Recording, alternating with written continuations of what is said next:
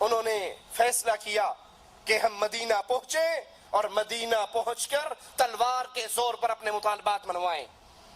مصر کے باغی، دوسرے علاقوں کے باغی وہ اکٹھے ہوئے اور مدینے کے اندر، مدینے سے 3 میل دور اپنا قیام کرتے ہیں اور آ کر اکٹھے ہو جاتے ہیں۔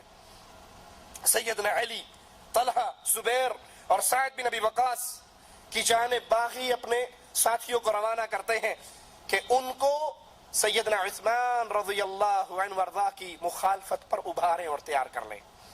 اور یہ ان کی بہت بڑی بھول تھی کہ یہ صحابہ کرام رسول کریم صلی اللہ علیہ وسلم کے اس داماد کے خلاف، مسلمانوں کے خلیفہ کے خلاف خروج کرتے، ان کی بیعت کو توڑتے۔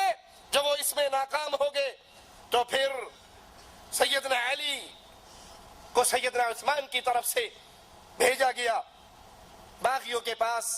انہوں نے ان کے ایک ایک الزام کو سنا اور اس کے مکمل دلیل کے ساتھ جواب دیتے گئے، ان کے تمام اعتراضات کا جواب دیا، اور پھر انہیں یقین دہانی کرائی کہ تمہارے جو جائز مطالبے ہیں وہ سیدنا عثمان رضی اللہ عنہ وارضاہ ماننے کے لیے تیار ہیں اور مان چکے ہیں۔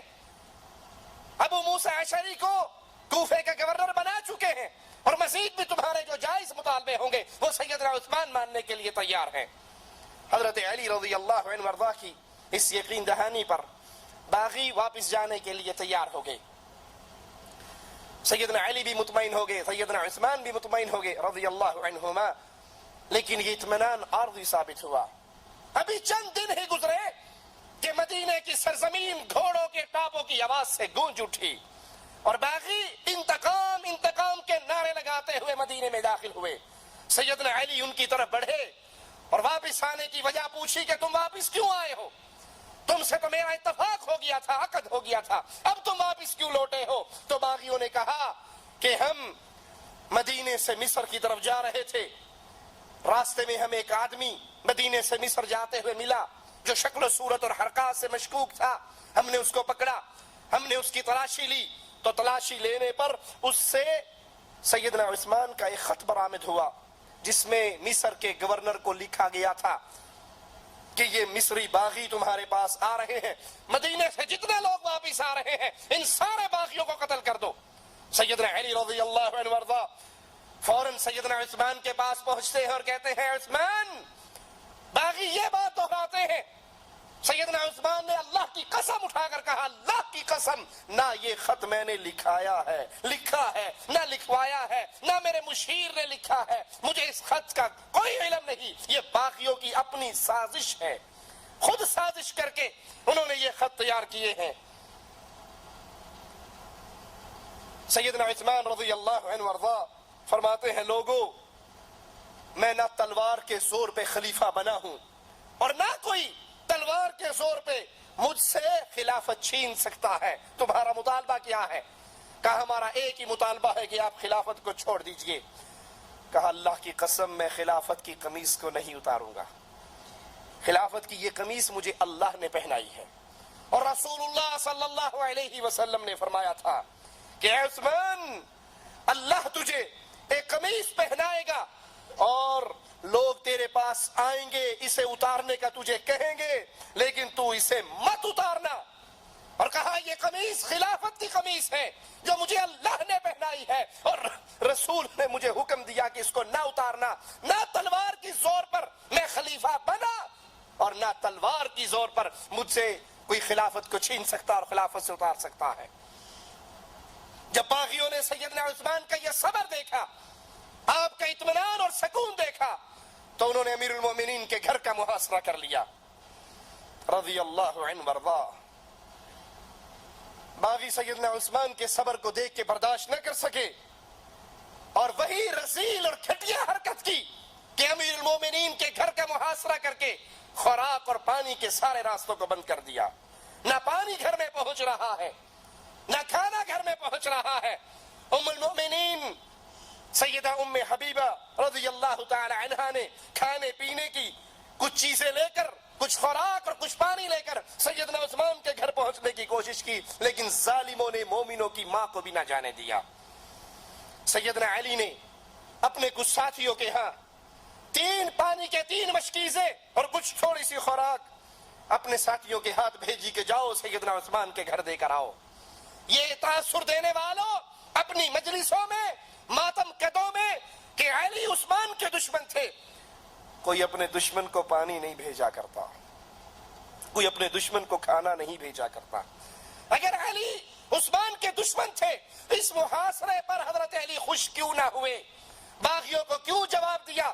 باغیوں کی بغاوت کو کیوں ٹھنڈا کرنے پہ لگے رہے؟ ان کو کیوں واپس جانے پہ کہتے رہے؟ اگر علی سیدنا عثمان کے دشمن ہوتے تو باغیوں کی رہنمائی کرتے، ان کے لیڈر بنتے اور ان کے ساتھ مل کر حملہ کر کے اس خلافت کو چھین لیتے. لیکن سیدنا علی پانی کے 3 مشکیزیں اور کچھ خوراک سیدنا عثمان کے گھر بھیجتے ہیں، اور آپ کے یہ ساتھی باغیوں سے لڑتے بھڑتے زخم کھاتے ہوئے ان کے گھر پہنچنے میں کامیاب ہو جاتے ہیں. بزرگ صحابہ مسلسل باغیوں کو سمجھاتے ہیں لیکن باغی نہیں مانتے. اور ایک دن سیدنا عثمان رضی اللہ عنہ وارضا اپنے گھر کی چھت پہ کھڑے ہوتے ہیں اور باغیوں سے سوال کرتے ہیں، اے لوگو، مجھے میرے گھر میں قید کر دینے والو، ذرا یہ بتاؤ، مدینے کے اندر جب رسول نے مسجد بنائی تھی اس مسجد کی زمین خریدتے ہوئے آپ نے کہا تھا کون ہے جو اس مسجد کے لیے اس پلاٹ کو خرید کر دے، اس کے بدلے میں اس کو اللہ کی جنت کی گارنٹی دیتا ہوں، بتاؤ یہ زمین کس نے خرید کر دی تھی؟ باغیوں نے کہا اے عثمان تو نے خرید کر دی تھی. کہا آج میری خریدی ہوئی زمین پر بنی ہوئی مسجد میں مجھے نماز پڑھنے نہیں دیتے؟ کہا میرے سوال کا جواب دو. مدینے کے اندر میٹھے پانی کا کنواں نہیں تھا، میرے رسول علیہ الصلوۃ والسلام نے کہا تھا کون ہے جو یہودی سے یہ کنواں میٹھے پانی کا خرید کر دے اور اپنے ڈول کو عام مسلمانوں کے لیے وقف کر دے، جو چاہے اس میں سے پانی بھرے؟ تو وہ کون تھا جس نے یہ کنواں خرید کر رسول کریم صلی اللہ علیہ وسلم کو دے کر اس سے جنت کی خوشخبری پائی تھی؟ کہا عثمان وہ تو تھا. کہا اسی کنویں کا پانی آج مجھے نہیں پینے دیتے؟ باغیوں سے آپ سوال کر رہے، کیا تم جانتے نہیں میرا رسول کریم صلی اللہ علیہ وسلم سے کیا رشتہ تھا؟ کہا جانتے ہیں، رسول کی 2 بیٹیاں تیرے نکاح میں آئی تھی. کہا جس کو دامادی کا 2 مرتبہ شرف ملا وہ داماد رسول بنا، آج اس کے خون کے در پہ ہو؟ باغیوں نے مدینے کے تمام راستوں کو بند کر دیا جو عثمان کے گھر کی طرف آتے تھے اور ہر راستے پر پہرے لگا دیے، لیکن پھر بھی 700 مسلمان ہتھیاروں سے لیس ہو کر سیدنا ابو ہریرہ ان کے اندر موجود ہیں، سیدنا عثمان کے پاس آتے ہیں اور کہتے ہیں آپ ہمیں اجازت دیجئے، ہم ان باغیوں سے لڑ کر ان کی گردنوں کو اڑا کر آپ کو ان سے آزاد کروا لیں گے. لیکن سیدنا عثمان تیرے صبر پہ قربان جاؤں، جواب میں کہتے ہیں میرے نبی کے صحابہ میں تمہیں اللہ کا واسطہ دے کر کہتا ہوں کہ میرے لیے کوئی شخص نہ لڑے، میرے لیے کوئی خون نہ بہائے، تم لوٹ جاؤ.